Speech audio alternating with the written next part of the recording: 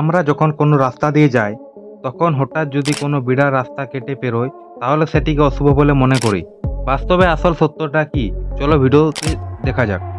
কথিত আছে অনেক বছর আগে রাজা মহারাজার আমলে তখনকার সময় এত ভালো রাস্তা ছিল না এবং হিংস্র পশুর উপদ্রব ছিল।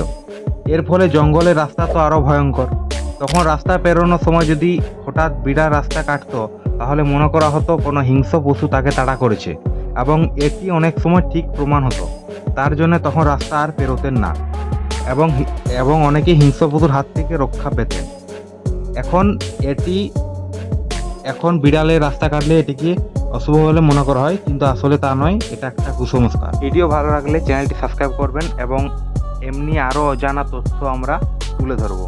এটা কি অবশ্যই যত কম সময়ের মধ্যে পুরো ব্যাপারটাকে বিস্তারিত আলোচনা করা যায় আমরা সেটাই চেষ্টা করছি। ধন্যবাদ।